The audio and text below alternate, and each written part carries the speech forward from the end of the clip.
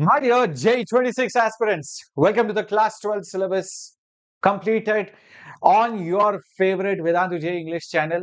And we are on to magnetism unit, and we are doing the second lecture of magnetic sources, where we are going to finally see how magnetic field can affect some charges, and how it can apply forces, and how it can change the direction, what kind of path it can take.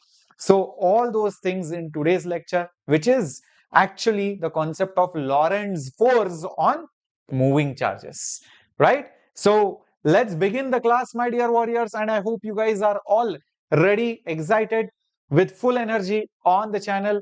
Mark your attendance. Good evening. I know last week I was not able to take the classes because I had some bad infection.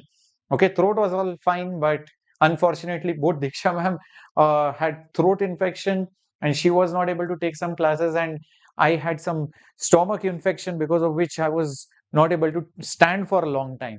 But here I am back, all right, for all of you, my dear warriors. And okay, looks like even Namrata ma'am's lecture is going on. Great, no issues.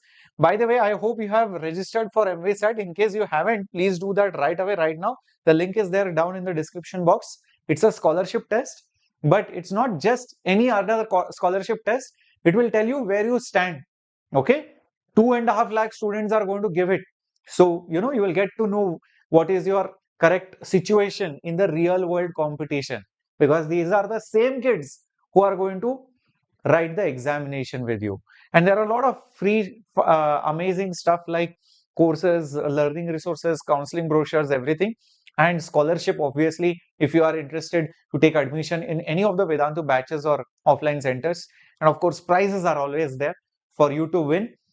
So show your mettle, show your strength by registering out here, and also ask all your friends and buddies to register for this particular event. It's happening from 4th of October to 12th of October in the offline manner. Online, we'll see, depending on your registrations, we'll plan for something.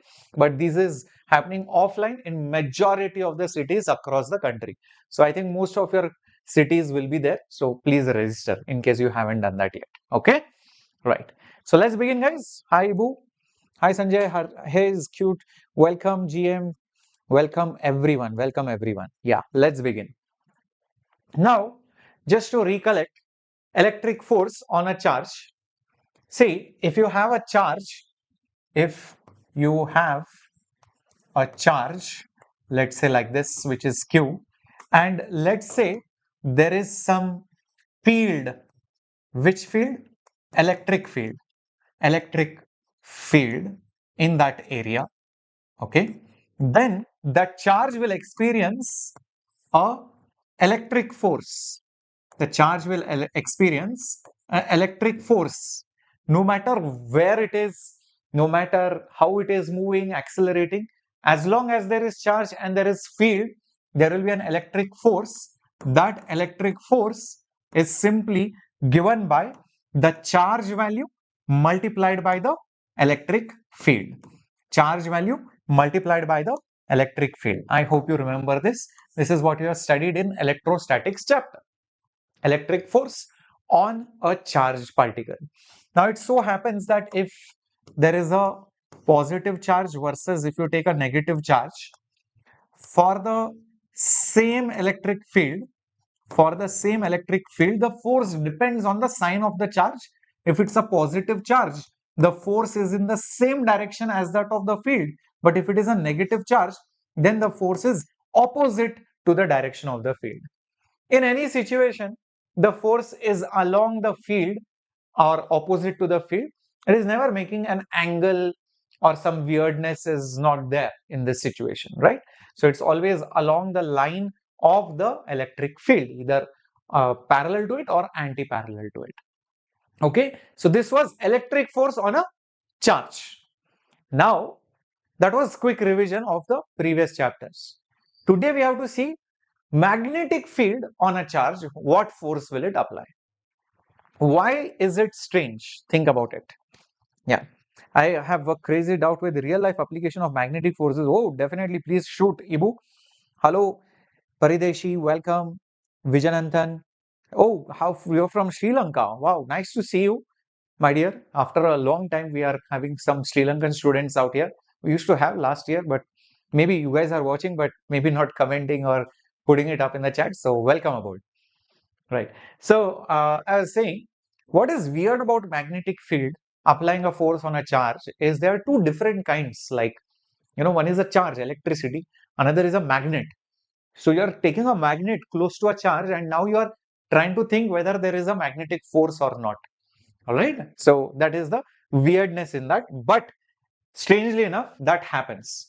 So that's what we are going to see.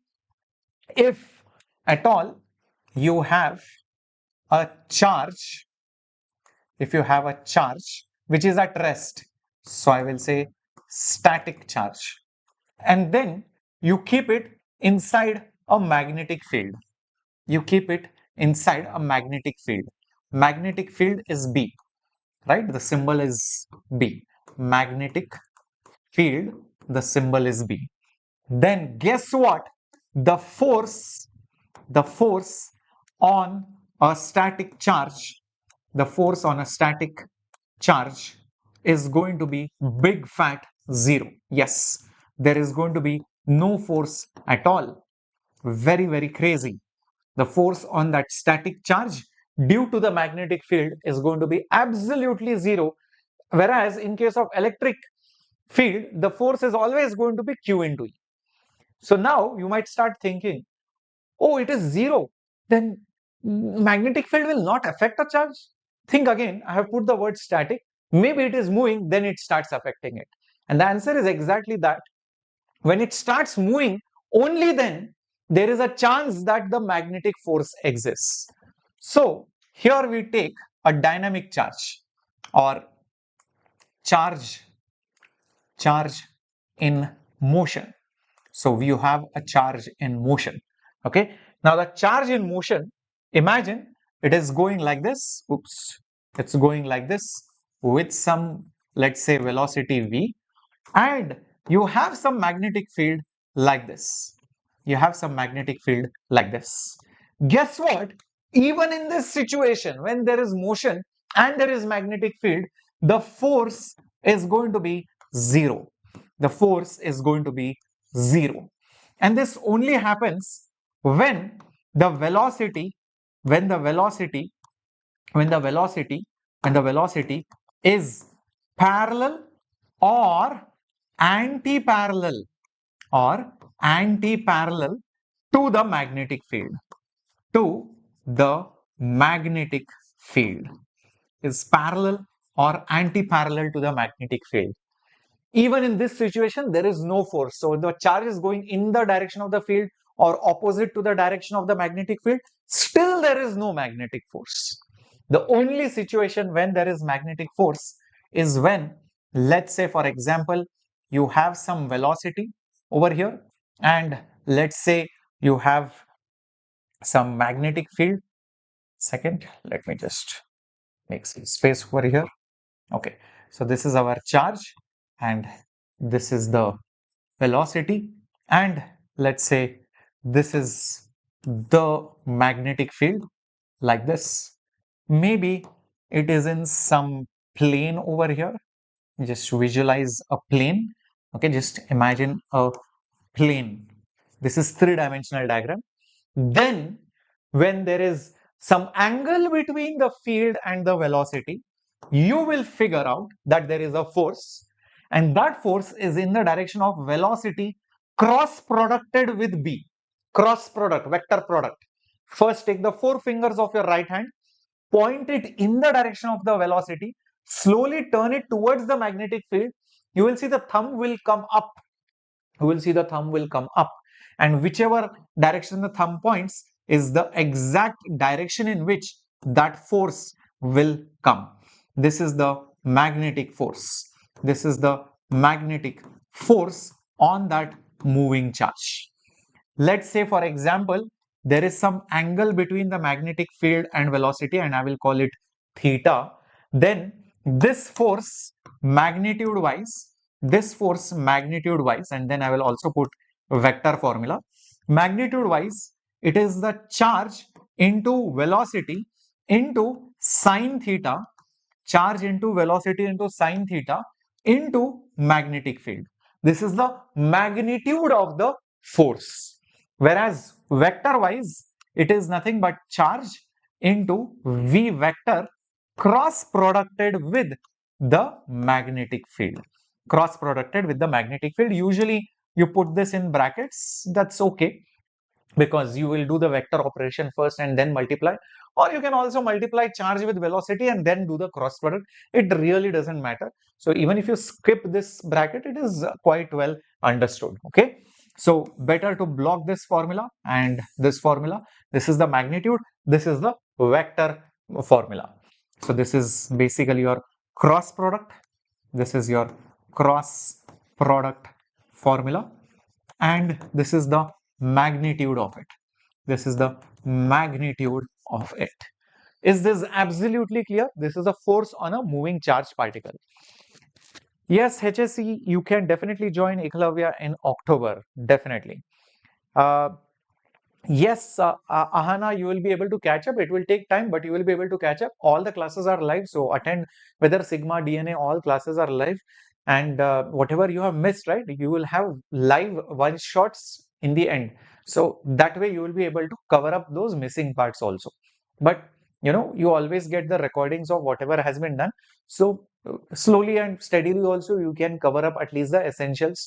All right, don't worry, I will be coming there for guidance session on what topics you need to do and how to manage in case you have backlogs.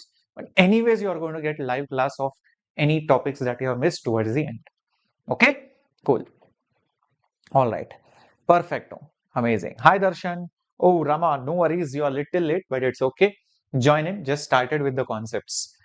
Now that you understand, okay, magnetic force is a vector product of charge into velocity into the magnetic field, and it is some weird direction. As you can see, it is perpendicular to the field, and it is also perpendicular to the velocity. It is perpendicular to both. It is perpendicular to the plane containing velocity and the magnetic field. So I can just put that up later on, or it's very obvious also. Now imagine there is electric field also, imagine there is magnetic field also. Then what will happen? So we have a charge over here, and it is experiencing some kind of electric field, maybe in some direction like this, and it is also experiencing some kind of magnetic field, maybe in some direction like this, and maybe it is also moving in some direction like this. Okay, now if you find the electric force part, it will be always in the direction of the field. So electric force will be like this. This is the force due to electric field. Due to the magnetic field, if you do cross product, maybe the force comes out to be like this. This is the force due to the magnetic field. If you take the vector addition of the magnetic force and let's say the electric force, you take the vector addition of the magnetic force and the electric force, whatever is that vector addition, okay, this net force, this is the net force, which is nothing but the vector addition of electric force and the magnetic force. This net force is called as the Lorentz force. So I will put net force over here. This is the vector addition of two things. So one is obviously electric force, which is charge multiplied by the electric field, and the next one is charge multiplied by velocity cross producted with the magnetic field. If somebody needs, they can also take the charge common. It's perfectly fine, okay, to write it with a common charge. So charge taken outside, inside the brackets, you will put over here, okay, plus, and then brackets complete, and over here you will have your electric field, and then of course velocity cross producted with your magnetic field. You have just taken out the charge symbol common. Okay, so this is the way of writing the total force, which is then called as your Lorentz force. Is this clear, guys? This is your Lorentz force. This is the net force of both the fields on a charge, whether moving, not moving, etc. If the charge is at rest, then the magnetic force will disappear. If there is no electric field, this part will disappear. Electric part will disappear. If velocity is parallel or anti-parallel to magnetic field, then again this part will disappear, because you can see cross product sine 0 is 0 or sine 180 is also going to be 0. So depending on how the directions and speeds are, each term may be 0, may not be 0 accordingly. Okay, this is the net force. Clear, everyone? Yes, Sahana, I am uploading all the classes on YouTube also, as you can see. Okay, right, right. I'll be conducting separate advanced problems also, apart from few questions which are of advanced level. We'll be doing advanced PYQs because they take a lot of time, and then the whole point of the lecture will go away into something else. That's the reason. Yeah. Yes. Yes, Sahana, I'm teaching physics along with Shivan sir in the DNA batch. Yep. Yes. Okay. Now, there is a very interesting thing about the work done by it.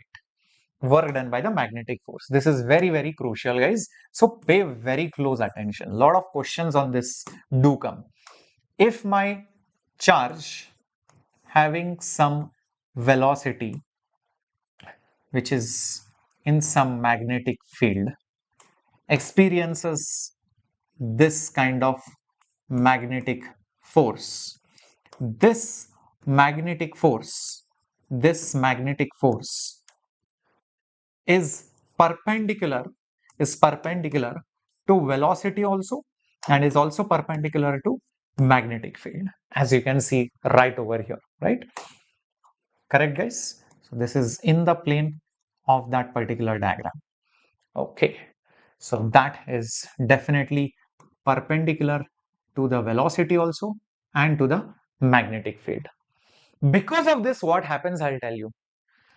The instantaneous displacement, which is in the direction of velocity, and the magnetic force being perpendicular, the work done by the magnetic force will be 0. So, very, very important. The work done, the work done by magnetic force is always going to be 0. No matter how you throw it, it is always going to be 0. The work done by magnetic force. Very, very important. And the reason for that is since the magnetic force is perpendicular to the instantaneous displacement, and whenever force and displacement are perpendicular, the work done is always 0. What's so significant? If it doesn't do work, can it change kinetic energy? Answer in the chat box quickly. All right, success. I will definitely look into the PYQ series. Definitely. Can it change the kinetic energy? Work kinetic energy theorem, 11th standard chapter? Definitely no. So therefore, it can't change the kinetic energy of the charge. It can't change the kinetic energy of the charge, but it can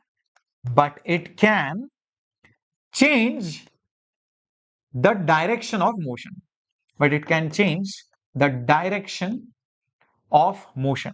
So for example, our charge particle might go like this, some weird path it is taking.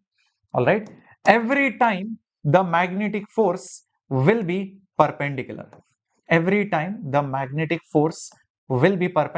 Just like the centripetal force. Okay, and it will never be able to change the speed, but it will only be able to change the direction of the motion, nothing else. This is very important because you can now conserve energy if magnetic forces are there, because it cannot change the kinetic energy.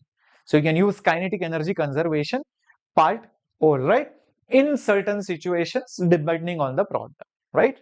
Hello, Shravya, welcome aboard. Oh, Legender, thank you. Thank you so much. Welcome, everyone. Okay, great. So, sir, now can you tell me what kind of trajectory will a charge particle take? And before that, how about taking up some questions on, you know, this particular situation? I'm just going to give you some questions and you need to tell me what direction is the force going to be. So all you need to predict is what is the direction of the force in all these examples. Okay, first example, the velocity is here. Second example, the velocity is inside. Next example, the velocity is towards you. Next example, the velocity is like this. Okay, we need to also mention the charge, whether it is positive or negative. So let's say all charges in this case are positive, else things will change. Okay, then let's say another example where velocity is like this, and another example where velocity is like this. Okay, and I will show you the magnetic field direction. In the first situation, magnetic field is like this. Here the magnetic field is like this. Here the magnetic field is like this. Here the magnetic field is, let's say, you know, uh, like this. Then here, let's say the magnetic field is like this. And here, let's say the magnetic field is towards you. Okay, perfect. So in each situation, predict the direction of the force. Predict the direction of the magnetic force. When I put a dot, it means it is coming towards you. When I put a cross, it means the vector is going away from you. Okay, that is the convention in vectors. Okay. Yes, Ritu, I think there was a power cut which Namrata ma'am faced. That is the reason why she had to shift the class by half an hour or so. So that is why the overlap is there. So if you are watching Namrata ma'am's class already, please continue with that. Don't break that flow. And then you can probably watch my class as replay. Or if you already started watching mine, then whatever remainder part of Namrata ma'am is there, watch it later on. Okay. Just don't break the flow. Anyways, our live classes get recorded in case you want to watch it later on. Hi, Satya Narayana, welcome. Is Ekalavya batch sufficient for mains and advanced? No, Ekalavya batch is sufficient for advanced, not for mains. Because for mains, if you are starting from zero, then it's not Ekalavya. Then you should go for Sigma. If you are already in some rhythm or some basic concepts are clear, you want to level up, that's when you go for Ekalavya batch for JEE Advanced. Okay, I hope I made it very, very clear. Now, in this particular question, as you can see, every time we have to do V cross B. In the first situation, velocity is here, magnetic field is here. If I take the fingers of my right hand and slowly bend it, my thumb comes towards me. So the magnetic force is towards me. So that's why a dot. Dot means towards me. See, the moment I do this, the thumb is coming out like this. Okay. Here, velocity is inside, magnetic field is there. Take the four fingers, point it in. I am acting as if I am the student watching this lecture. So that's why I'm showing it this way. So my four fingers are going inside towards velocity. Slowly they bend towards the magnetic field. The thumb is going up. So therefore, the magnetic force is going to be upwards. In this situation, velocity and magnetic field are anti-parallel to each other. Sine 180 is 0, and anyways anti-parallel parallel, the forces are always going to be 0. So let me just put the forces 0 in this situation. Okay, no force, it will move in a straight line. How about this situation? Velocity and magnetic field. All right, first of all, as you can see, velocity is this way, magnetic field is inside. So four fingers like this, and then slowly bend it inwards. The thumb will go down. The thumb will go down. Okay, the thumb will go down. So this is the direction of the force. In this situation also, no force because they are anti-parallel. So force is going to be strictly 0, nothing to worry about. In this situation, velocity cross field. So here is what I will do. Place the four fingers up, slowly bend it towards you like this, because magnetic field is coming towards you. So velocity is up, magnetic field is towards you. The thumb will go towards the right hand side. Okay, so you'll have to do a little bit of twisting and struggle with your hand. Yeah, it will pain, but once you get used to it, I think it is very easy. Yeah, perfect. Fifth, sixth situation, right side. Perfect. I think if you guys got it all right, I mean, kudos, hats off. You deserve a pat on the back and keep it up, guys. Awesome. All right. Now let us see the trajectory of a charged particle. This is the main topic over here. That is what we are going to study today. Once we understood what kind of force is applied and all of that, we'll see what is the trajectory on a charged particle. Now, you might be really wondering whether these forces really cause any damage to a charge. I mean, just think about it. If I ask you, okay, let's say for example, we take a charge. Example, we take a charge of, let's say, an electron, a charge of an electron or a proton, whose charge is of the order of 10 to the power minus 16 coulomb.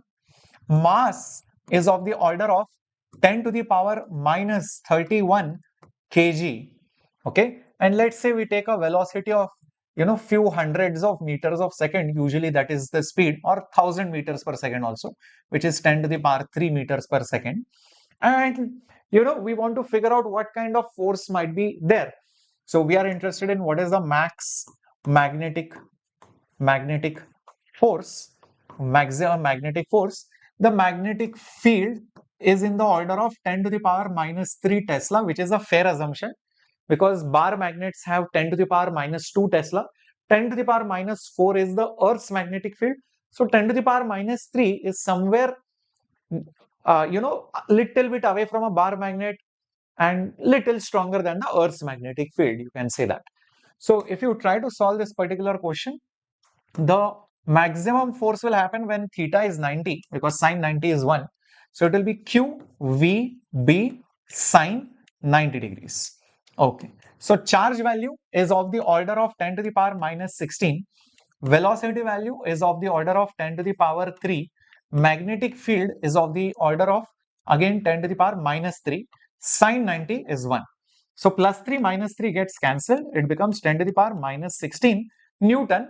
So this is basically the order of magnetic force on a normal charge, a single charge like proton, electron, moving at a decent speed, decent mass, decent field. This is the order which I am getting. You might wonder whether this force can even cause any trajectory path to be even followed. Yeah, because this force is extremely, extremely small.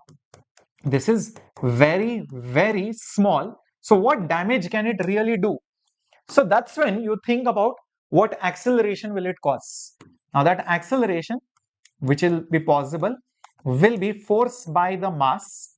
Force by the mass. Force is of the order of, as you can see, therefore acceleration is, force is of the order of 10 to the power minus 16 and mass is of the order of 10 to the power minus 31. Immediately you start seeing the side effects. Plus 31 minus 16, that's going to be 10 to the power 15 meters per second square. That is very, very large. So although the force is very small, the acceleration there is very big because the mass is teeny meeny. And that's why we need to study the effect, the damage which the force does in the path which is taken, or the trajectory which is taken by the moving charge. Is this absolutely clear, everyone? Did you understand how this magnetic force affects charges? Even though the charge is small, field is small, speed is decent, it can cause huge, that is insane amount of acceleration, guys. Yeah. Okay. So we will see the trajectory of charged particle, multiple situations one by one. First situation is straightforward. If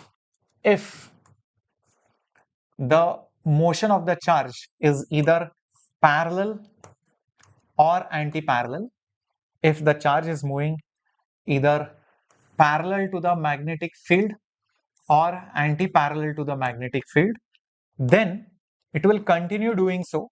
It will just continue doing so. As you can see, it will just continue doing so. It will be undeflected. The path is a straight line. The path is a straight line. and the charge moves with what? Uniform velocity.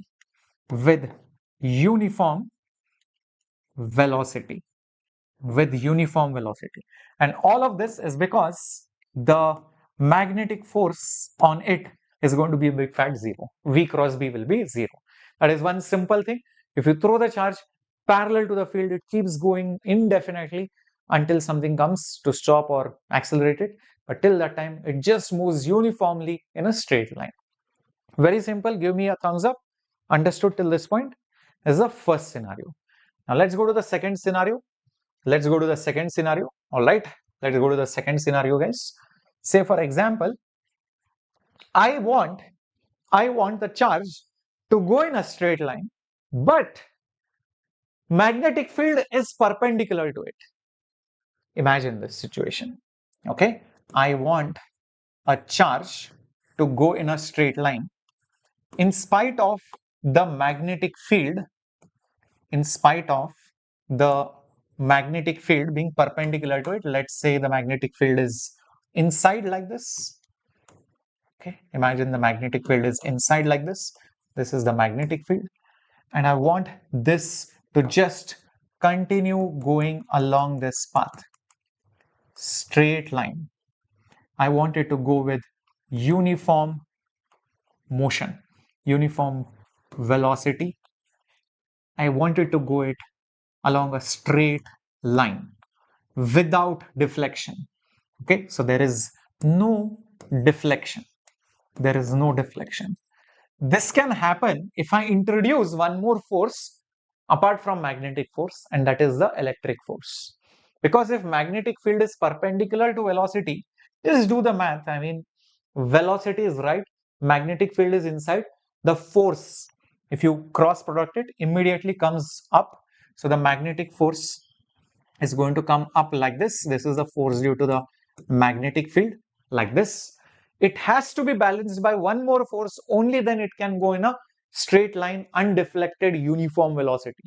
So that can probably come because of electric field. So electric field has to exist in that case. So this is the electric field force. Okay, electric field force. If electric field is down, that means, if electric force is down, that means electric force is also there in this region, and it is in this direction. So there is electric field as well in this particular direction, in this region. Only then the forces can compensate and net force will be zero, and it will go in a straight line path. Is this absolutely clear, everyone? Thank you, Praveen. Love you all too. Thank you so much, my dear. All right. So in this situation, I will say that the net force is obviously zero because of this condition. Therefore, the magnitude of the magnetic force and the magnitude of the electric force are going to be equal. The magnitude of the electric force is charge into the field. Here it is charge into velocity into magnetic field. Here it is basically electric field. Well, one thing though, magnetic field and velocity are perpendicular to each other. So do not forget, there will be sine of 90 degrees. Yes, there will be sine of 90 degrees over here. So I can just put that if you want, sine 90. Sine 90 is anyways going to be 1. Best part is the value of the charge here and here just got cancelled, and I am just left with the value of velocity, which comes out as, observe, value of velocity, v goes down, e stays on the top, e stays on the top. So v will be e divided by v. V will be e divided by v, which means if you know what speed it is traveling at, by multiplying speed with b, you will get electric field. If you know both the fields, you can find the speed at which it will travel undeflected. If you do not use this speed, then it will 100% deflect. Okay, this is a very special case scenario where all the fields are there: electric field, magnetic field, and electric field, magnetic field, and also motion, and all of them are mutually perpendicular to each other. So in this situation, as you can see, we can just mention this is called as a situation of crossed field. This is called as a crossed field scenario. The reason why it is called as a crossed field is because the velocity is mutually perpendicular to the electric field, which in turn is mutually perpendicular to the magnetic field. All three are mutually perpendicular: velocity, electric field, and magnetic field. And that is the reason why, all things are cancelling out. And beautifully, I'm getting a formula under, it's giving me a condition under which it will continue going undeflected. So you might be wondering, sir, what happens?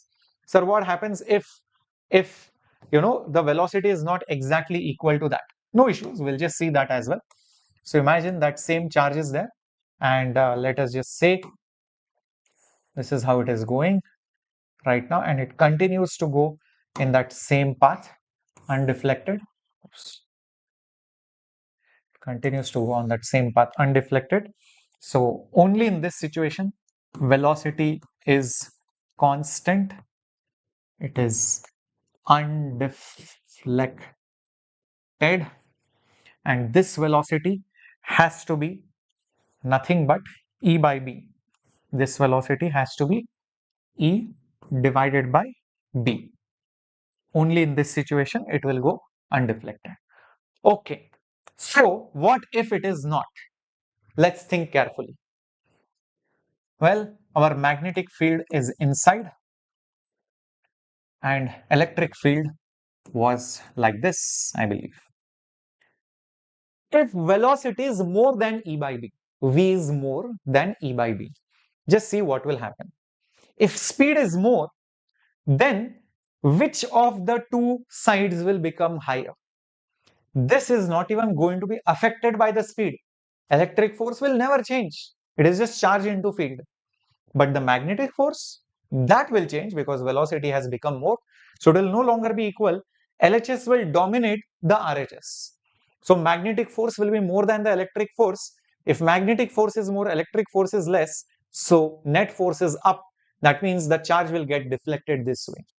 So that's exactly what you will see in the situation where, you have velocity more than the value of E by B. Because velocity is more, then you will see that the magnetic force is more than the electric force. In the exact opposite scenario, where speed is less, if speed is less, LHS is going to be less. This is dominating as compared to this. So electric field will not change. It's just that it will look bigger in front of the magnetic force. So electric force is more, magnetic force is less. So net force is down. So it will deflect towards the electric force. Hence, you will see under the situation where your speed is lesser than E by B, it is the exact opposite. The magnetic force is less than the electric force. That's why it will deflect here. Only one speed will take it on this side. This arrangement is particularly used to select speed for a moving charge. Imagine it's like saying I have thousands of kids who are running on a road, and I only want those kids who are running at a particular speed of, say, 7 meters per second. And I want to reject all the speeds more than 7 and less than 7. I want to select a particular set of students moving at a precise speed of 7.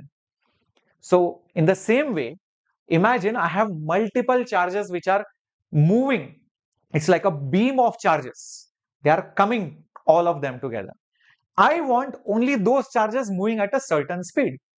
Let's say you choose the speed, maybe 7 meters per second. So speed is 7. You choose E and B in such a ratio that their division yields 7.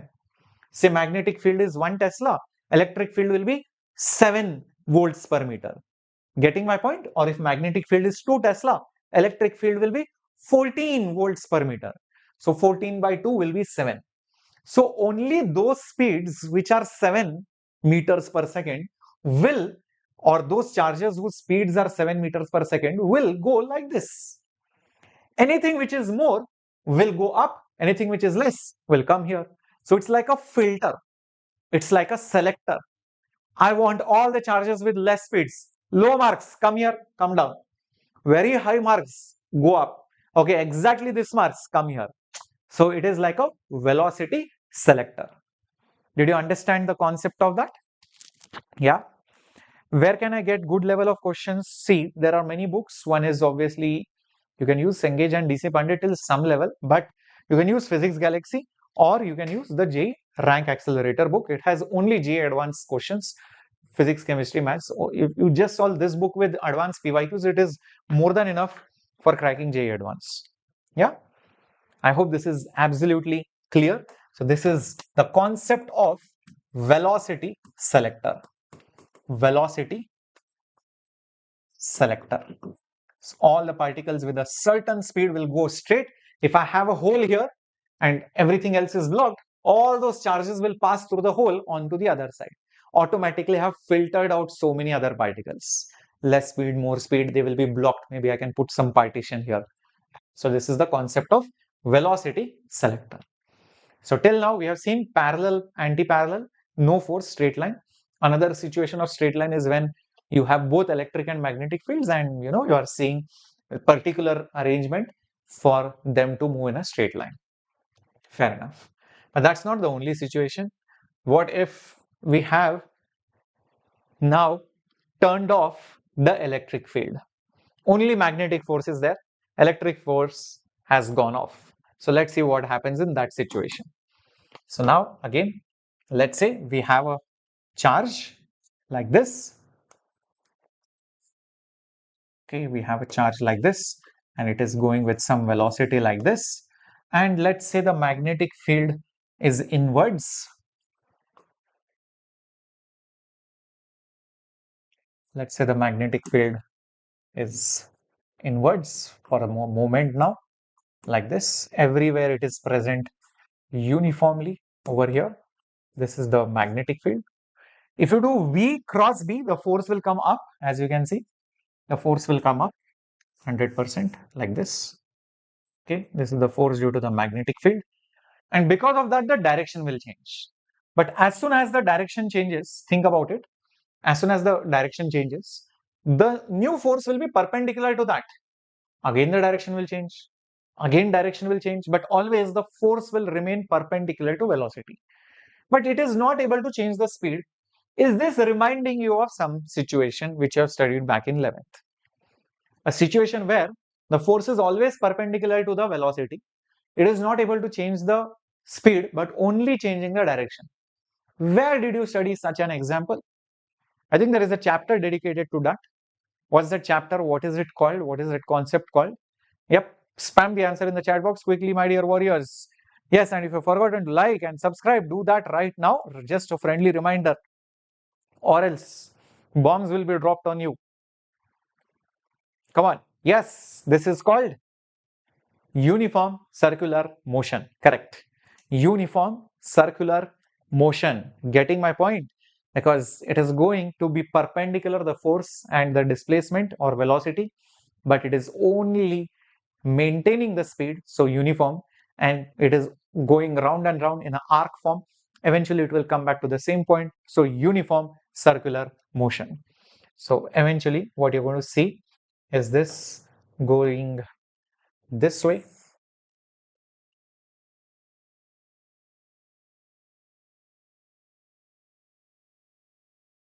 like this over here. Yep, it will obviously have some radius. Let's say call that as R. This is the center, and it will perform a uniform circular motion. It will perform a uniform circular motion when the magnetic field is perpendicular to velocity. Perpendicular, the other word for that is orthogonal, or just saying transverse. So transverse waves you would have learned. wave is going like this, motion is like that. So transverse means perpendicular, orthogonal, normal. All these are different synonyms. So we call it as transverse field. So uniform circular motion in a transverse magnetic field. Transverse because the field is perpendicular, because the magnetic field is perpendicular to the motion, that is the velocity. Only in that situation you're going to see this uniform circular motion. Great. So sir, once I know it is perpendicular, can we figure out how much time it takes? Can we also figure out how much radius is it? Of course, why not? Let's apply Newton's law of motion. So using Newton's law of motion, I can say that the net force is mass into the acceleration. Okay. In this case, there is only one single force, that is the magnetic force, and the acceleration which is existing is only centripetal in nature. So this is AC, this is nothing but your centripetal acceleration. Acceleration of centripetal is towards the center. Okay, what is the magnetic force? It is charge into velocity into magnetic field into sine 90. Why sine 90? I just mentioned velocity and magnetic field 90 degrees to each other. So sine 90. Mass is mass. What is centripetal acceleration formula? Either you use omega square r or you use v square by r. I think v square by r will be better in this situation. So v square by r. Perfect.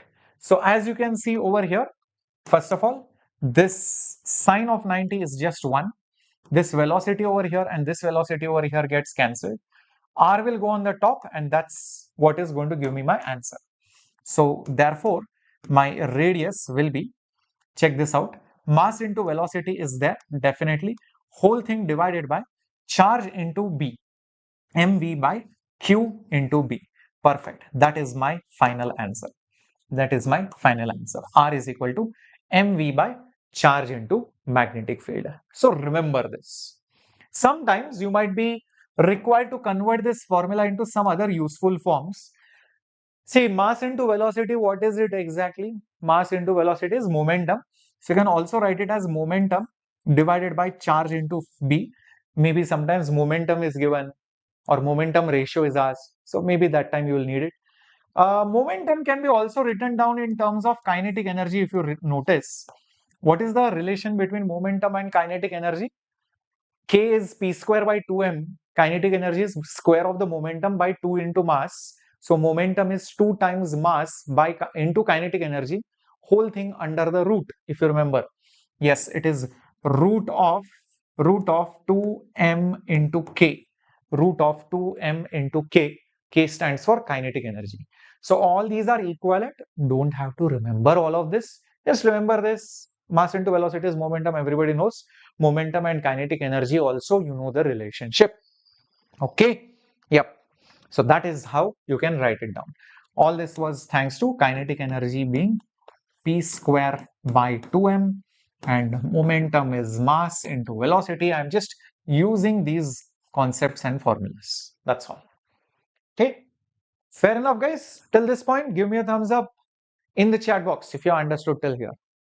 Yeah, perfecto. Amazing.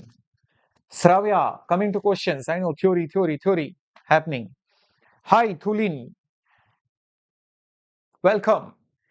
Now, what about the time period of revolution? Okay. In order to figure out the time period of revolution, time is distance, which is circumference,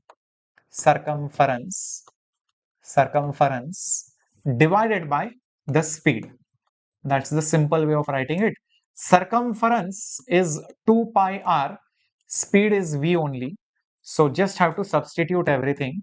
So 2 pi is there, v is there. What is radius? We just got it, mv by qb. So just put mass into velocity divided by q into b. Velocity and velocity numerator denominator will get cancelled. So 2 pi m divided by qb. That's it. That's the answer. Block it off.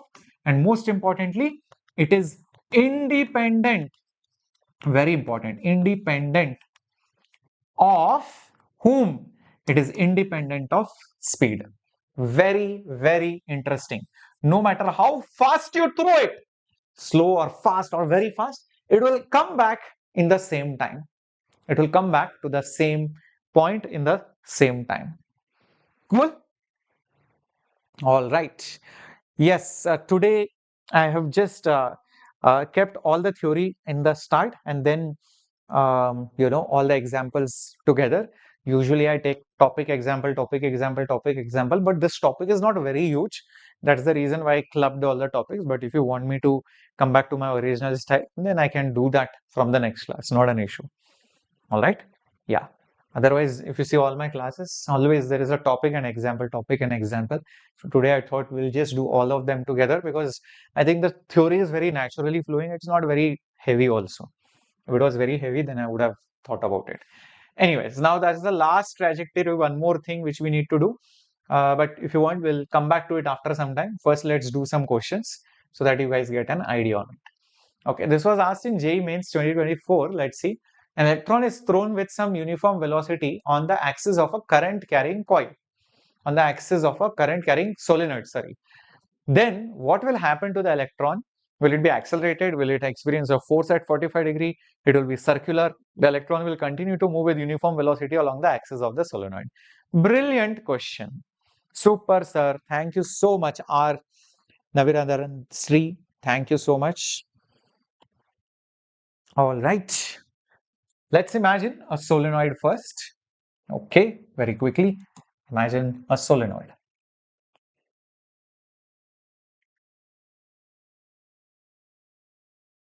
And let's say that white dotted line is only the axis.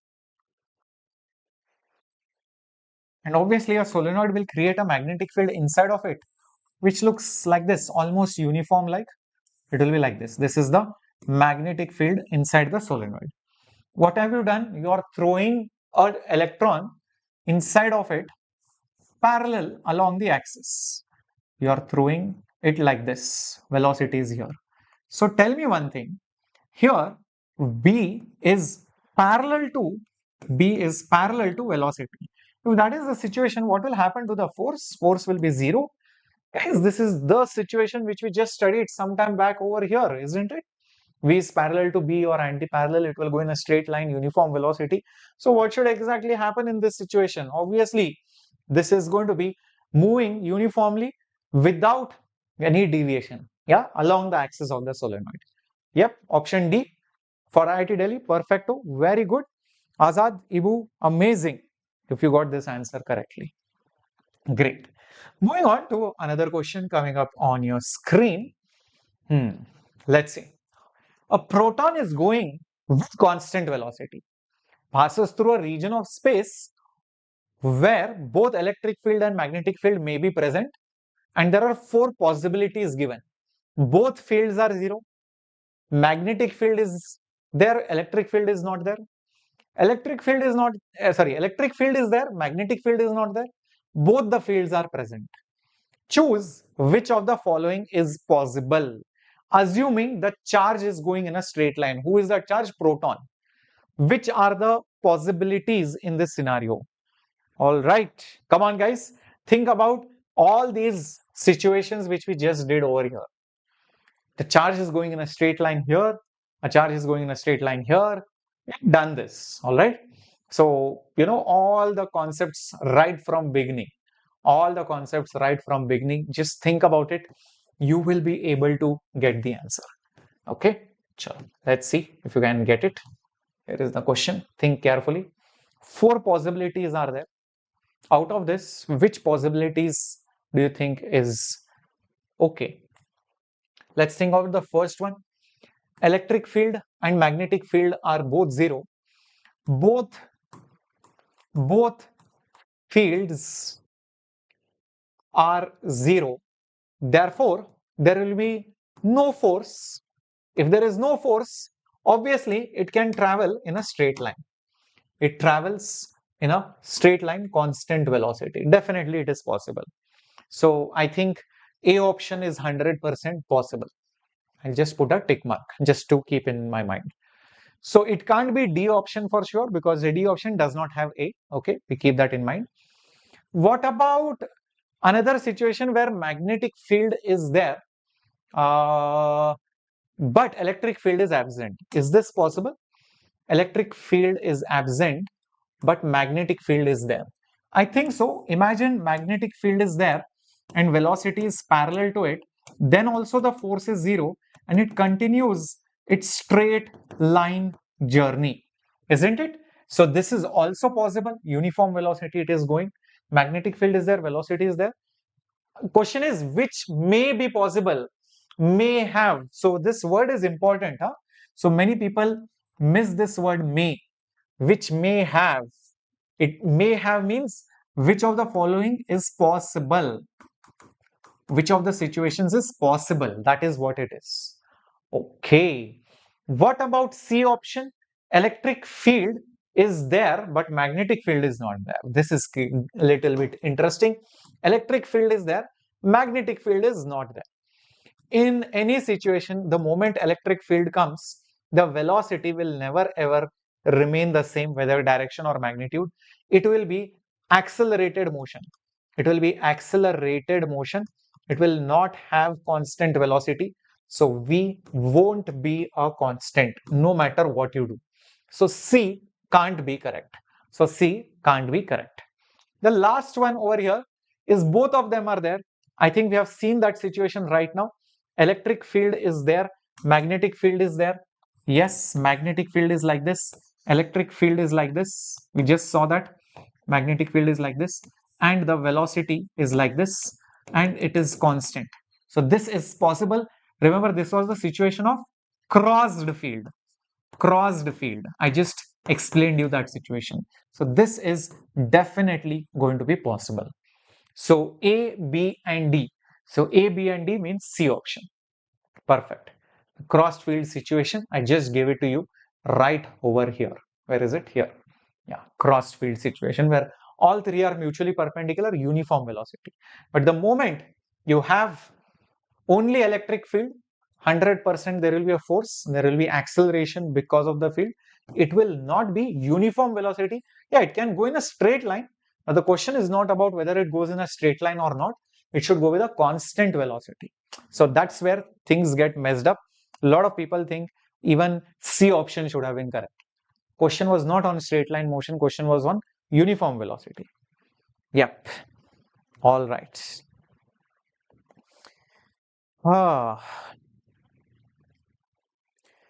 VPN, if you have already cracked JEE with 19,000 rank and you have decided to take a drop, that is a very brave decision. I mean, really. So I feel right now your studies should be not just watching the basic classes, it should be more of practice, practice, practice. And wherever topics you had left out or not so clear, only there, those topics you study properly in detail, no one shots, please. One shots you can use for quick revision if you have forgotten some chapter, that's okay. But mainly practice. But before the practice, if you want to watch a one shot, that's okay, right? And please don't take mains lightly. Do crack mains with a very good rank in the January attempt. That should be the strategy, because a lot of people who take a drop with a decent rank, they become overconfident. And imagine you get even 96 percentile in mains, and advance you get good rank, maybe even 15,000 rank, just taking worst case scenarios. Then no use of that mains rank. Advanced rank 15,000, again you have to sacrifice the branch. Better have 99.99 percentile kind of stuff, so that you can choose a branch in and choose an NIT properly in case something worse happens. But I feel you will definitely get a very good rank, maybe within 1,000 only. Okay, so there is a very good chance you will get within 1,000 rank if you plan, strategize, and work hard. Best thing to do will be a part of Ekalavya batch. The link is there in the description box. I mean, if you are a dropper with 19,000 rank, there is nothing better than the Ekalavya batch, because you have the perfect plan already in progress with proper revision, proper practice, and that mentality of a JEE advanced student. So don't think anything else, just prepare for JEE advanced then. Okay. Yeah, so that is the reason why VPN I told you about Ekalavya. Otherwise, I wouldn't tell you about Ekalavya. Yeah, because you are already bright, I am pretty sure there is small things which need to be filled up, which you can cover up. Okay, so just follow the Ekalavya plan. I mean, next year you will only come and tell and thank me in the chat box. I will be teaching 2027, 2028 students, right? That time you will only come and thank me. Okay, great. Moving on to the next question on your screen. Here it is. Ionized hydrogen atoms, alpha particles with same momenta enters perpendicular in a field. Ratio of the radii of the paths will be what? Hydrogen atoms and alpha particles, same momenta. Okay, first let's understand hydrogen atom. If I talk about it, what will be the mass of hydrogen atom? Let's say if I take it as m, because there is a single proton, and this is ionized, so H plus, it's ionized hydrogen atoms, and the charge on it will be plus E because a single proton is there. Similarly, if you talk about alpha particles, alpha particles are doubly ionized helium. So that means there are 2 protons and there are 2 neutrons. So that means the mass of 2 protons and 2 neutrons will be 4m. Neutron, proton, roughly same mass. That's why 4 people I have taken. So 1 proton would have m, 4 protons would have 4m, because proton and neutron roughly have the same mass. Whereas the charge, neutron does not have charge. So it's only the charge of the proton. So it is plus 2e. Is that right? Everybody with me on this? So this is the differentiating factor in hydrogen atom ionized and helium atom ionized, which is alpha particle. Now let's come to the main thing. The ratio of the radii is asked. First of all, tell me the formula of radius. We just figured it out. Mass into velocity by charge into field. Now m into v is nothing but momentum, which is p. And it is clearly given same momentum. So can you see now, radius is basically inversely proportional to the charge. Magnetic field is same, momentum is same. So if you have to find the ratio of the radius RH by R alpha, it will be charge of alpha by charge of hydrogen. Charge of alpha is 2e, charge of hydrogen is e. E cancels, it will become 2:1. So 2:1, which is D option for IIT Delhi, is the perfect one. Is that right, everybody? With me on this? Amazing, guys. Proud of all of you. Amazing. Very good. Keep it up. Clear? Amazing. Yes, VPN, all the very best, my dear. Please work hard. I would love to see you in a very good college, very good branch. And because you have taken a brave decision, all the more kudos and support to you. Any kind of help you need, please let me know in the comments, right? I will definitely help you out. Cool. So moving on to the next question on your screen. Here it is. A particle of certain mass, charge, kinetic energy enters a magnetic field. Okay. After 3 seconds, the kinetic energy will be. Wow, this is very direct question. You should be able to give the answer in 2-3 seconds. Come on, my dear warriors. As much time has been mentioned, that many seconds you should give the answer. Mass, charge, kinetic energy in a transverse uniform magnetic field. Transverse means perpendicular. So what will it do? It will do uniform circular motion. Once it does uniform circular motion, anyways, the speed will be constant. That means kinetic energy will also be constant. It will not change only, right? So the kinetic energy of the particle after some time, yeah, how much will it be? It will be the same. Why is it mentioned 2t? The kinetic energy of the particle, no, it will be t only. Yeah, it will be C option. It will be C option. Yes. Is that absolutely clear, my dear warriors? Yeah. If the magnetic field cannot do work, it will always maintain the kinetic energy, which we just saw right over here. Where did it go? Yes. Work done by magnetic field is 0. It can only change direction, but it can't change kinetic energy. In any case, transverse, not transverse, angle, no angle, doesn't really matter. Okay. Okay. Perfect. Amazing. Amazing. Thank you so much. Great. All right. Great. Let's move to the Next question coming up on your screen, and here it is. Very nice question. This is going to be a killer question, guys. Let's see if you guys can do it. Oh, Sumit, मेरा नाम लिया था. Thank you, बच्चा. क्या बात है? मेरा नाम लेते रहो और भलाई होगा तुम्हारा. A particle having mass m and charge q is released from the origin in a region where electric field and magnetic field are given. See, electric field is in k cap. That means z direction. That means out of the plane. This is x, this is y, this is z towards you. So electric field is in z direction. Magnetic field is in negative j cap. That means down direction. Velocity is in the z direction only. Question is, find the speed of the particle as the function of its z coordinate.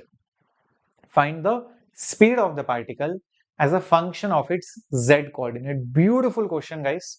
Many people will get confused and make many mistakes. So let me tell you, what should you do? See, electric field is there, magnetic field is there, speed is asked as a function of z coordinate. Okay. Now, because of the magnetic field, there will be some force, because anyways it is perpendicular, so that force will deflect it, but it can't affect the speed. It can deflect it, but can't change the speed or the kinetic energy. So very important point over here. The magnetic field B bar can only change direction, but its speed or kinetic energy can't be changed. Can't be changed. It's like you have two parents. One parent, no matter what that tells, the kid is not going to listen. But the other parent, whatever that parent tells, the kid is listening. So what is happening now? We have two people, B and E. B keeps applying the field, but it can't change the speed. Only electric field is there. Only that can change the speed. So the whole problem has now been converted into a very simple looking problem where you forget the magnetic field, only concentrate on electric field. So I can now say only electric field E can change the speed. Can change the speed. An electric field will do work, and that work will change the kinetic energy. So using work kinetic energy theorem, work done by electric field is final kinetic energy minus initial kinetic energy. As seen over here, it is clearly mentioned that it is released from the origin, which means it was at origin, released, that means it was at rest. So initial kinetic energy is going to be a big fat 0. Initial kinetic energy is going to be a big fat 0. Okay. Final kinetic energy will obviously be half mv square. What is the electrical work done? It will be electrical force multiplied by the displacement in the z direction. Multiplied by displacement in the z direction. So think logically, my dear warriors. If it moves, if it displaces in the z direction, starting from the origin, won't the displacement in the z direction be the z coordinate itself? Whatever is the z coordinate, that exactly will be the displacement. So I'll put just the z over here. And what is the force? Force is charge multiplied by the field. Force is charge into the electric field, standard thing. So that is half mv square.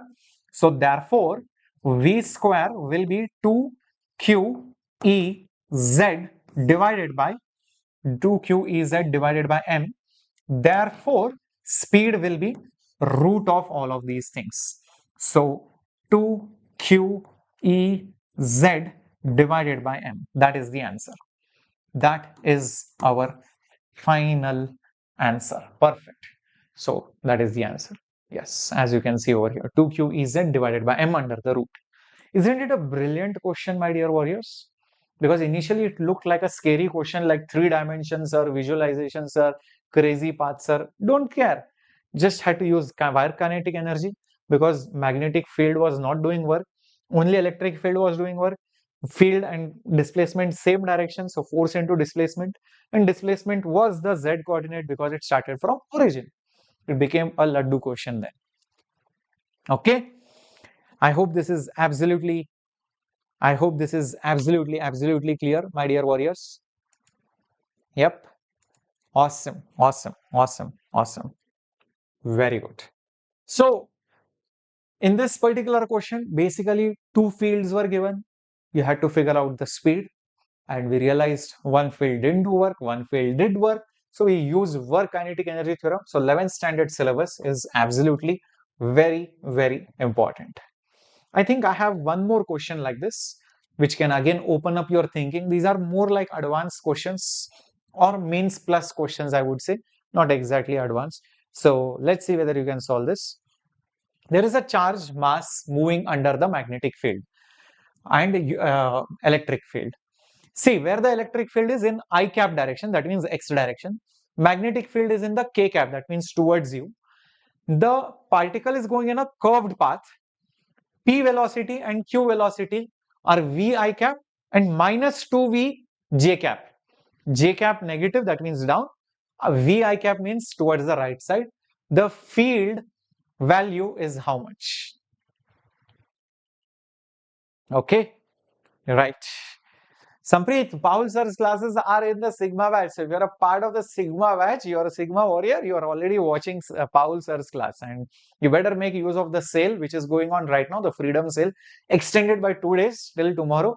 So the Prime batch, which was for 6,999, it's just for 1,499. Imagine 79% big discount. And if you want the flashcards and the Tattva modules, the hard copy, also courier, that's barely, I think, around some 6,499 or something like that. So you can make the best use of that offer right now and study under the best teachers.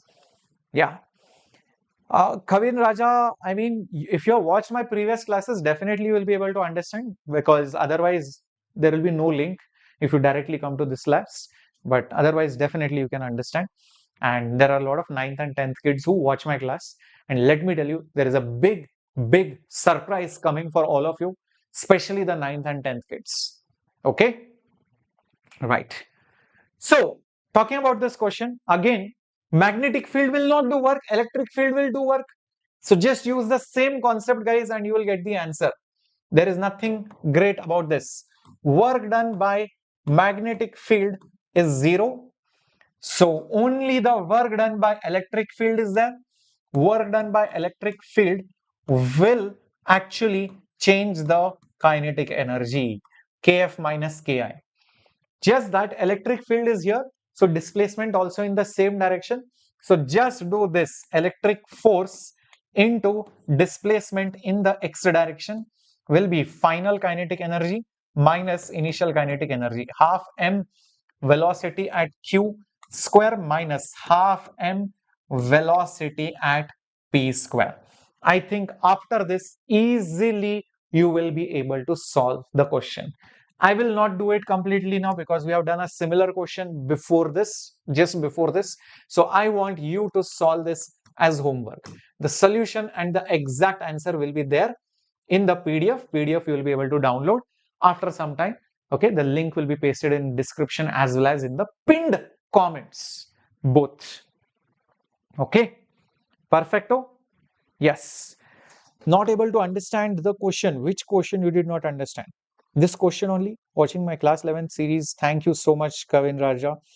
Amala, which part of the question you did not understand? Tell me. Okay, if you ask me that specific doubt, then I can maybe help you out, right? Otherwise, it is fairly straightforward. There is a particle which was thrown with certain speed. It is going and coming down like this with double the speed as mentioned here. Some speed v I cap here, minus 2v j cap here, and there is electric field here, there is magnetic field here, everything crazily is happening. Question is, find how much field will be there if the speeds, everything are given. So basically, the concept is again just like the previous one, which we did over here. Electric field, magnetic field, everything is there. Magnetic field will not do work. Electric field will do work. So use work kinetic energy theorem to solve the question. That's it. And you will get the speed. Okay. Perfect. Right. Shall we go ahead to the question next, which is coming up on your screen? Whoa, we have an amazing question from JEE Mains 2025, that is this year. This killer question, guys. Look at this. There is a uniform magnetic field here also, here also. The strengths are different. This zone, it has some different field. This zone, it has some completely different field. But here it is constant, here it is a different constant. Okay. A particle of mass m and charge q at the interface at that instant moves in the region 2.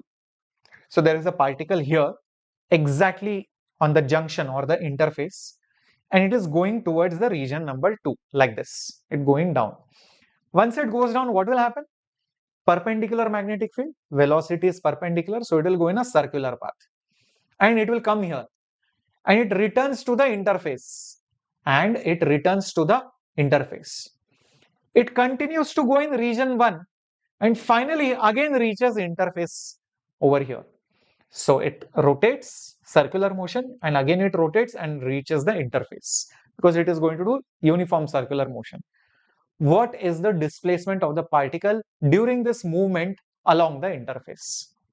It's a very nice question. I'll give you a moment to just draw the diagram.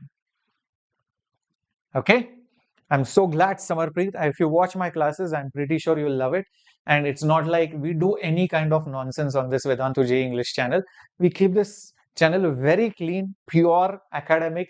We give very good strategies. We give very good content. We give top-notch quality questions, theory. And it's not like chumma giving some rumors, just creating hype, just creating buzz, just adding some dramatic music every single time, every now and then new launch, incomplete series. We don't do the such things. So that is why this channel, you will see, even though it might not be in millions, we have close to around 300k subs right now. And you know, the quality of students, the kind of students who pass out of this channel are truly amazing, because every kid who passes out from this channel, they come back and they say, we got this seat. That is the best part about this. Okay, right. Will join your batch when I come to class 11. I'm so looking forward to see you. Oh, so much.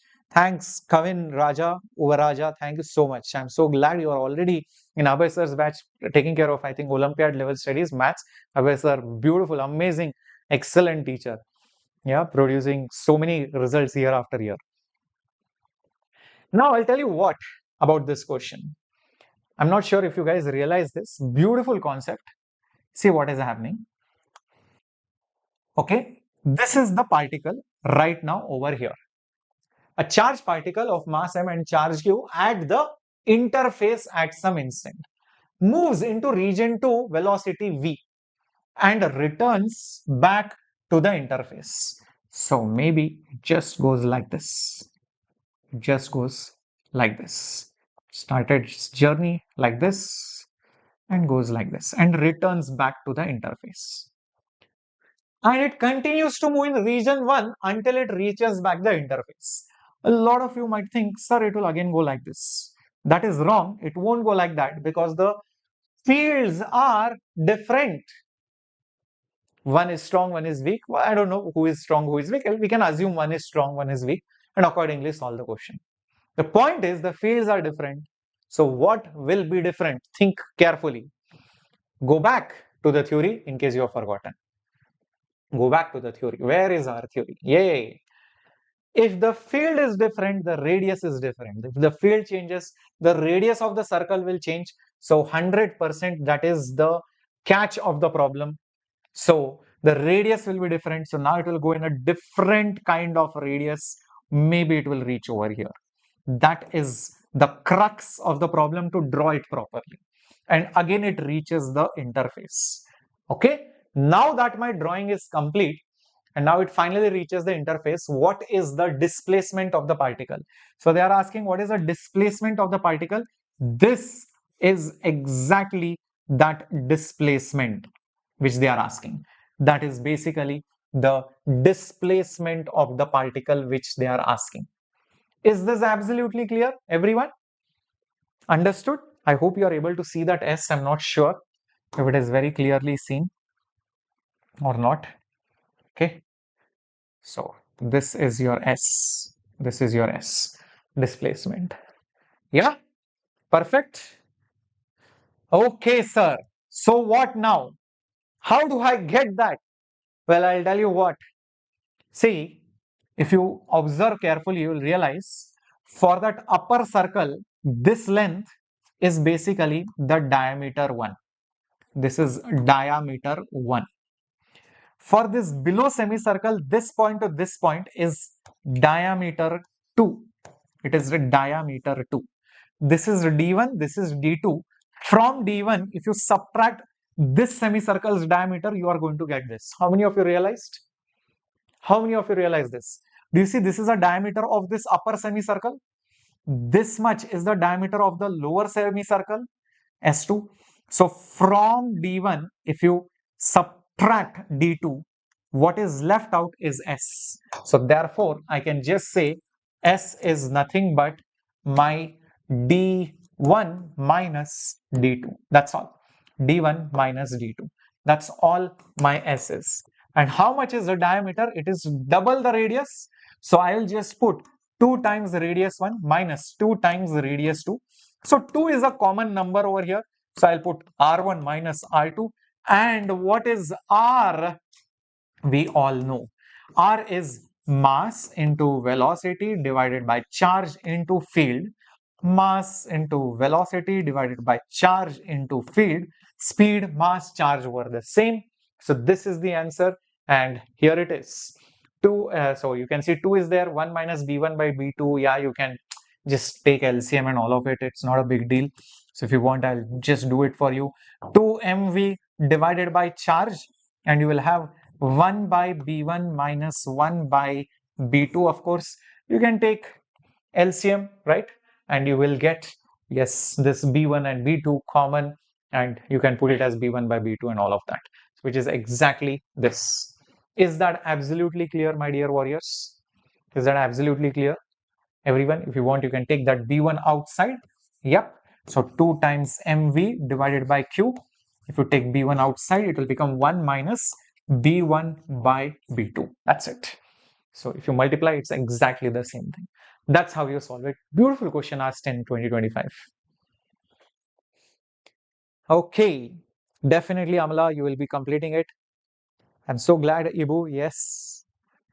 Your Vedantu is live shelter. I'm not able to spend time for practice questions after lectures for the class question. That's okay. For class 9th, even if you do that, that's a good level of practice. I would say that, Samapreet. Or if you are in 11th also. For 12th, you will have to sacrifice your sleep and other things, coaching. You'll have to think carefully. I even know some kids who stopped attending coaching because it was of no use. Even if you have spent thousands of rupees, it doesn't matter if there is no value addition to it. You need to think when you are attending the classes in any coaching, guys. So I'm just saying, for any coaching, even Vedantu, if you feel that, okay, I'm not able to understand anything, stop attending. It's okay. Don't waste your time. Point is, you should appreciate the class, you should appreciate the question, you should be able to understand things, and that's when you improve. But it should not be the case, sir, I'm not able to understand anybody's teaching. Then some problem with your understanding only. So make sure that you too, adjust your timetable, schedules, and from where you are learning, depending on where you gather more information, understand everything, rather than just chumma understanding because you're paid. Okay, cool, right. Oh, even I had left coaching, by the way, Sampreet. Oh, imagine, school though I had left only, I mean college. Even coaching, it was okay, it was not great, but coaching at the end, I was like, it was only taking care of certain things. It was not up to the mark, I felt at points. So I had to eventually do self-study via correspondence. It was good. I won't blame anything, but I felt that there were a lot of kids who needed that extra guidance and support and that hand holding. And That is where I feel that there are a lot of kids who could have done well and who can do well. It's just that they need that push and that pull. Okay, if left unattended, just watch this class, they will not watch, they will not understand, or they will not do. So you need to tell them, after this do this, after that do that. Okay, you didn't get this, okay, I'll tell you how to do that. Just that much. I'm not saying you sit with the kid, just guide the kid properly, mentor the kid properly. That's it. The kid will 100% crack JEE Advanced. It's not that big a deal. Okay, I've seen this mentoring thousands of kids out there. Yeah. NCRT is not the best, my dear Karthik, for getting 99 percentile. I mean, 99 is not so easy these days, at least. Maybe COVID batch could be, but not this time. So NCRT needed, but not sufficient. All right. Now the last case which was remaining, and I think we moved on to questions. So let's do a question on that last topic also, and I'll teach you what that is first. We saw perpendicular, we saw transverse, we saw cross field, we saw parallel, anti-parallel. What if the field makes a angle which is not 90 degree? That is what is left to see. So imagine there is a charge which is moving with certain velocity like this, and oops, sorry, not like that. It's moving with a velocity like this over here, and the magnetic field is in this direction. Crazy, isn't it? It's in some weird direction like this. Let's say this particular angle that you see over here is theta. Now what exactly will happen is what we need to see. Okay, so velocity inclined to magnetic field. Velocity is inclined to the magnetic field. That is the final situation which we are seeing. Velocity is inclined to the magnetic field. All right. So what do we do? I have a feeling it's better to split this problem into two scenarios. Okay. Let's do that then. What kind of two scenarios, sir? Observe this. One is you consider only the parallel component V cos theta, and take that same magnetic field, of course. Take that same magnetic field, of course. Okay, one just take V cos theta, and the other one just take the perpendicular part, which is V sin theta, to the magnetic field. Each of them will have its own individual identity, will do its own individual thing. We'll see them separately and then we'll combine them. Sometimes to see what is happening, you need to dissect. Like in biology, they say, right? You do the dissection of a frog and a snake and a rabbit or a rat, and then you understand, and then you stitch them up, and then you, okay, yeah, this animal works like that. So same way, I'm dissecting the velocity into two components, that is resolution, and then we understand each of them individually, and then we put it back together. Okay, that's a fair enough procedure. This component is parallel to magnetic field. So what do you think should happen? Velocity is parallel to the magnetic field, so it should not be affected at all. So it just continues. That's it, isn't it? So it just continues with a straight line. So this will be constant velocity, in a straight line. Okay, so this part will not be affected. It will just V cos theta will be there. This is perpendicular, so it will perform uniform circular motion. Visualize it in 3 dimension actually. So I'll just show that in 3D. I'll try my best like this. I hope you are able to see it. This is the radius. Okay, if you want, I'll just show it like this. Yeah, this is the diameter, you can say, or this is the radius. Yeah, it is going in a uniform circular motion because the field is transverse. This is transverse field. Oh, so Due to the perpendicular one, it is moving in circular motion. Due to the parallel one, it is going in a straight line motion. So what kind of motion exactly is this? Let's visualize. Okay, let's go round and round like this. The wheels on the bus go round and round, round and round. But they're also going straight. So they are going like this. So the wheels on the bus go round and we go like this. So what happens now? Guys, think about it. You're going circular but also moving in that direction, circular and also moving in that direction. It looks like a coil of a spring. It looks like a coil of a spring, isn't it? Bhanu, it will take some time. Yeah, Nakul, I'll give a separate strategy for backlogs, don't worry. Yes, so if you combine both of them, it feels like it goes like the coil of a spring. The wheels on the bus go round and round, round and round, round and round. Okay, the wheels. Okay, so it's going like this. This path is called as a helix. Helix, like the coil of a spring. Like the coil of a spring, isn't it, my dear warriors? Understood? It's going like that. And in a helix, yes, it's nothing but a circular motion who's translating along the axis of the circle. Yeah, amazing concept it is. And whenever you have helix, guys,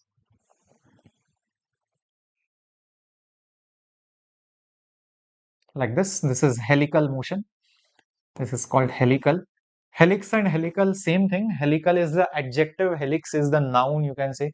Okay, so this particular thing in between, this is called as the axis of the helix, and from one coil to the next coil, whatever distance is there, that is called as the pitch of the helix. After one round, how much do you go ahead? So distance between two coils along the axis is called as the pitch of the helix, and this is the axis of the helix. Is this definitions, concepts very clear? Give me a thumbs up in the chat box as soon as possible. Everyone with me? Everybody with me? Yep. Done, dusted. Very nice. So, what exactly is the pitch? What is exactly the time period of this helix? It's not that difficult to figure out. So, let me just tell you this. First of all, the time period. Remember, the time period of revolution will be the time period of the circular motion. It will be nothing but the time period of uniform circular motion, which is 2 pi m divided by qb. This formula, we just got it back over here. If you remember, where did it go? Yes, here only. 2 pi m by qb is the time of revolution. It's independent only of the speed, so has nothing got to do with the speed. So this is the time period of revolution, 2 pi m by qb. But what about the pitch, guys? See, the pitch is nothing but the distance in one revolution along the axis. Along the axis. So if this is the axis, distance in that direction in one rotation, distance is speed into time. So speed along the axis, the speed along the axis multiplied by the time of one revolution, the time of one revolution. So therefore, the pitch will be speed along the axis is v cos theta. Time along that revolution is 2 pi m divided by qb. That's all. So that is how you get the pitch. It's not a big deal. I mean, once you realize how it comes, it's distance along that axis in one rotation, right? That is what we saw over here. In one rotation, how much do you go ahead along that axis? So it's nothing but speed into time. Speed is standard v cos theta, right over here, v cos theta. But v cos theta, how much time will you take for exact one revolution, which is 2 pi m by qb. That is going to give you the pitch. Is that right? Perfecto. Very good, Rama Ibu. Amazing. Direct questions do come on this. I mean, nothing great. Just to show you one question. Maybe I think I have kept something. Yeah. A beam of protons with some speed enters a region of field. Angle is given. Find the radius and the pitch. Direct question, guys. Find the radius and the pitch. So radius standard. Oh, by the way, if radius is asked over here, where did it go? I think I missed that part. Radius of the helix. This is the radius of the helix. Just think about it. This particular thing. This is the radius of the helix. The radius will be same. The radius of radius of the uniform circular motion. So it will be mv sine theta by qb. Why v sine theta? Because you have to take this particular circular motion. This is the same radius of that helix. So mv sine theta, not just v. That is one catch. Many people forget that v sine theta because you have to take the perpendicular component. So if you do that, r will be nothing but over here mv sine theta divided by qb. So I think all the masses, everything are to be taken. Proton beam, that means approximate mass 9 into, sorry, some 10 into 10, 10 to the power minus 27 kg approximately. Speed is given as 4 into 10 to the power 5 meters per second. Here you will put sine of 60 degrees. And the whole thing divided by charge of a proton is 1.6 10 to the power minus 19 coulomb, and magnetic field, how much is it given? 0.3 Tesla. Similarly, you can do it for the pitch also. It is v cos theta into 2 pi m by qb. So speed is how much? 4 into 10 to the power 5 cos of 60 degrees 2 multiplied by 3.14 multiplied by mass approximately 10 to the power minus 27 kg divided by charge into magnetic field. So charge is 1.6 10 to the power minus 19 and magnetic field is 0.3 Tesla. So just do the math and you will get the answer. So I think the radius comes out as this much, 1.2 centimeters, and pitch comes out as 4.4 centimeters. Here they have taken the mass as 1.6 into 10 to the power minus 27. I have taken just 10 to the power minus 27. So I think it was missing in the question, but we can just put it over here, 1.6 into 10 to the power minus 27. Same thing over here for the mass. Yes. So the mass of that proton, 1.6 into 10 to the power minus 27 kg. Fair enough. So what happens is 1.6 cancels. So it becomes easier to solve the question, nothing else. Okay. Clear, guys, how to do these kind of questions? Is the pitch a vector? You can take the pitch as a vector quantity also because it has a direction uniquely along the axis of the circle. Yeah, you can take the pitch as a vector. You can represent it as a vector, not a big deal. Cool. So that was the final question and we have completed all the kinds of questions, and I have kept your homework question also for you guys to solve. So please solve that and post it in the comments. The link of the PDF and the solution will be updated shortly. Okay. I hope you enjoyed the class. Next lecture we'll be doing forces on current carrying wires and torques on current loops. Okay. Dipoles, magnetic dipoles, etc. Again, a very important topic, right? And I think one more class will be almost done with magnetism. Then we can move to EMI, right? So portion going up at a very good pace, guys, because after EMI and AC, we will be directly going to ray optics and wave optics and all of that, right? So take care, guys. Have a great time. If you've forgotten to like, please like. If you've forgotten to put a comment saying done, love the class, or just the answer, or just say hi, it would be great. This was Captain Shreyas signing off. Hasta la vista.